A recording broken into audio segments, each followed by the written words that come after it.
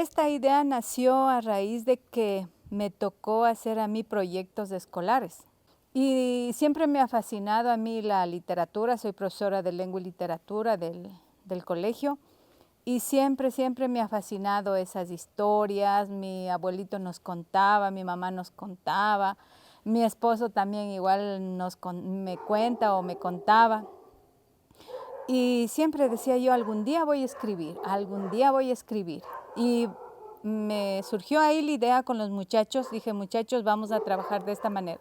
Vamos a investigar, todos vamos a investigar a nuestros abuelitos, a nuestros vecinos, a las personas adultas, a las bien mayorcitas, les decía yo que se vayan y les graben, que les graben el audio y me traigan y yo me encargaba de escribir. Realizar mi sueño, siempre quería yo escribir. Siempre me ha gustado la literatura, desde muy pequeña leía muchísimo, me llamaba mucho la atención la ciencia ficción, esto de misterio, lo que es literatura fantástica, porque ustedes saben que todo lo que es esto de misterio o desconocido, a todas las personas les llama la atención, les atrae, les causa un poquito de interés. La motivación en sí fue realizar algo que yo siempre deseaba, escribir. Y tuve la ayuda de los estudiantes, mi esposo que está presente, mi hija también, mi madre que también nos contaba. Ella volvió a recordarme las historias de mi abuelo que le contaba, por eso está la primera historia es de mi abuelo.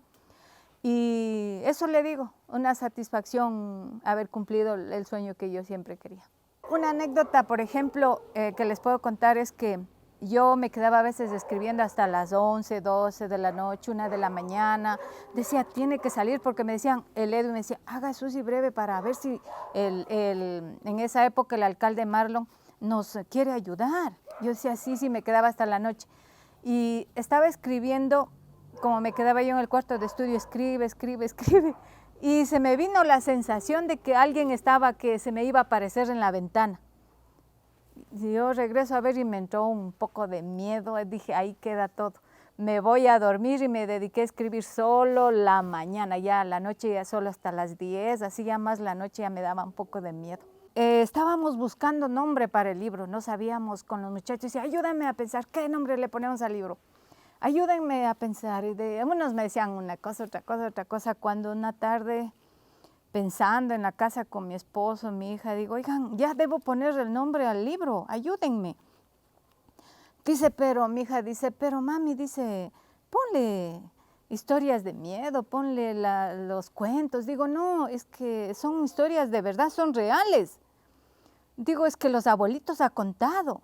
Dice, entonces ponle las leyendas de los abuelos, cuentos de los abuelos, porque los que contaron son los abuelos, son nuestros abuelos. Por ejemplo, mi abuelito en la primera historia es de eso real. Lo que me contaban los muchachos y cuando yo escuchaba el audio de las personas que narraban eran viejitos, persona adulta que contaban, yo les escuchaba, tenía que volver a escuchar para entender a veces las palabras y para copiar.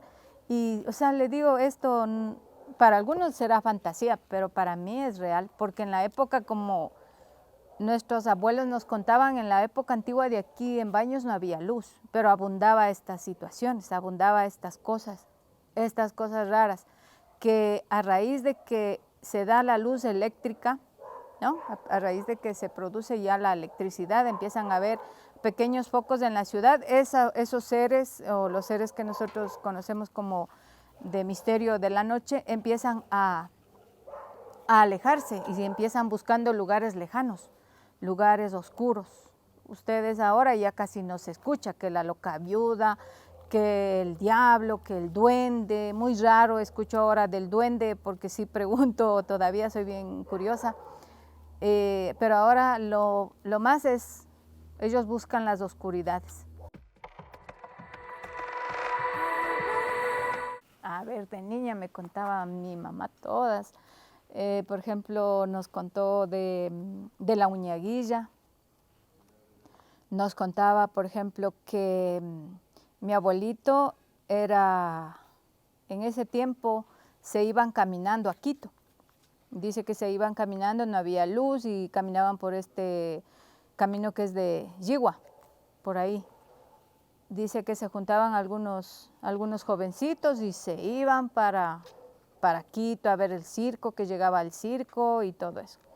Y en eso dice que se reunieron un grupo de jovencitos, o sea, de señores, diría, de esa época, con caballos, y que se iban para Quito. Y en lo que están pasando en el Castrejón, me decían, el Castrejón que le había contado a mi abuelo, empezó a llorar un bebé.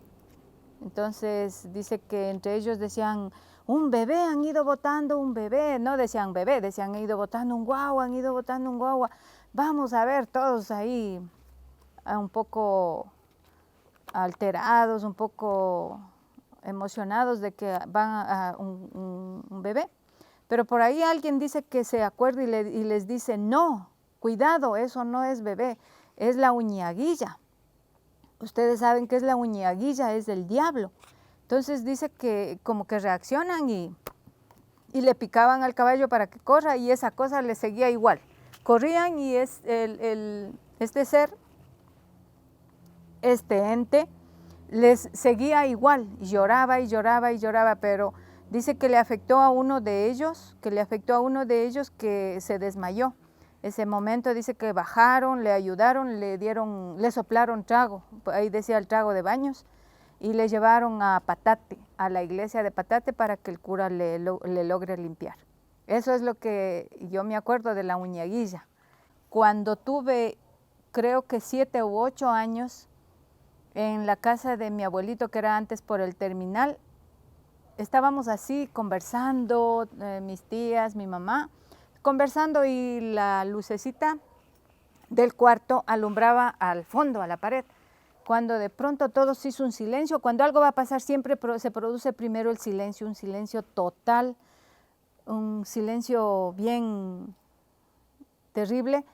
Y cuando vimos que pasó una figurita chiquita con un sombrero grande por el frente de la pared, nos quedamos todos así.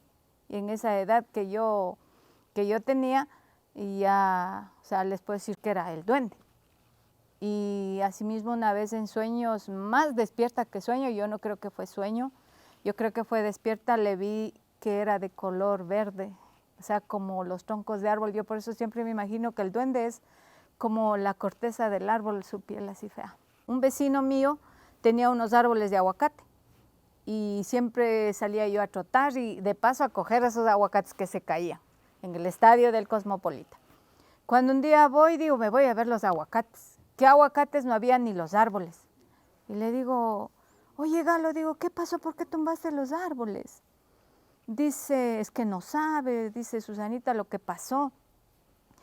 Estaba el duende, dice, viniendo a gulumbiarse en los árboles. Digo, no, sí, dice. Todas las tardes venía y tuve que tumbar los árboles, dice. Tuve que tumbar. Dice, pero no sabe lo que pasó. Le traje al señor de la motosierra y se daña la motosierra el rato que le topa el árbol. Dice. Mis guaguas con mal aire y mi señora se desmaya. Digo, ¿y qué hice? ¿Qué hiciste? Le digo. Dice, me fui a traer agua bendita y todo eso. Dice, ahí pudimos cortar el árbol. Entonces, y no es mucho tiempo lo que le cortó el árbol. Entonces, en algunas situaciones sí puede tal vez darse, pero como somos ahora más incrédulos. Una noche entre amigos nos invitaron y nos fuimos a la casa de él. Bueno, estoy creo que ya fuera de tema pero de la grabación, pero bueno, le termino a contar. Y empezaron a contar, él era guía, otro así, contando, dice, oye, dice, ¿y qué mismo hay eso de los yanganates? Dice, ¿hay o no hay oro? Le decía el amigo con que fuimos. Sí hay, dice, hermano, sí hay oro, dice. Yo mismo he llevado a los extranjeros, les he llevado, ellos me han dicho que les deje ahí una semana, después de otra semana tenía que volver a llevarles donde que ellos decían, pero no dejaban que toque las mochilas y las bolsas que ellos sacaban de ahí. Solo me pagaban por sacarles hasta donde llegaba el helicóptero y se iban, decía. Y en eso dice, y ahí la esposa le decía, y usted pues mi hijo casi se muere. Dice, sí, eso fue terrible. Decimos, cuenta. Dice, lo que pasa es que estábamos recién casados, dice, y nos fuimos a pasar, a hacer camping. Se van a hacer camping, prenden la fogata y todo bonito. Cuando dice entre las 9, 10 de la noche, dice que José se llamaba él. Se levanta y va a saludar al lado de la laguna, habían hecho la fogata, la Laguna Negra. Se levanta y da la mano. Y toditos le quedan viendo así, ¿qué está loco? Dando la mano. Dice, oye, José, ¿qué es lo que te pasa? Y dice que él era como que hablaba con alguien, daba la mano y hablaba con alguien. Le va la esposa, le coge y dice, ¿qué te pasa, José? Ven, ¿qué te pasa? No, dice, estoy con mi amigo, mira, dice, es mi amigo, el indio me está invitando. Me dice que me quiere dar el oro de Atahualpa. Nosotros, el oro de Atahualpa, oye, si era que le pidas y te hacías rico. Dice, y en verdad, dice, yo le vi al indio, era el indio, dice, y cuando los muchachos representaron, le hicimos con el traje como él nos describió. Decía que tenía una pulsera de oro, que usaba un taparrabos y tenía una antorcha. Igual le hicimos con los muchachos del video que usted ha visto en inglés, está representado así. Y dice que el señor, bueno, nadie veía al indígena, solo él. Dice, no, él me está llamando, él me está llamando. Le hicieron sentar, la noche fueron a dormir, no pudo dormir, le dio fiebre. Al siguiente día se despiertan, igual le seguía con fiebre, no pudieron seguir el paseo que estaba planeado. Dice que apenas desayunaron, hicieron algo y se regresaron a Baños. Él estuvo enfermo, regresó a Baños, le llevaron a hacer limpiar, no le pasaba la fiebre, estaba en coma. O sea, no en coma, o sea, mal, estaba, no le bajaba la fiebre, le llevan a la iglesia a hacerle limpiar también, y él en la casa le veía que el indio le llamaba. Dice que estando en cama, él acostado se despertaba desesperado y gritaba señalando a la ventana, está ahí, me está llamando, ahí está, y no veía a nadie, solo él. Y luego de tantas limpias, diríamos, le lograron hacer eso, que él se ponga bien. Pero como a los 2 años o 3 años de eso, él ya falleció también.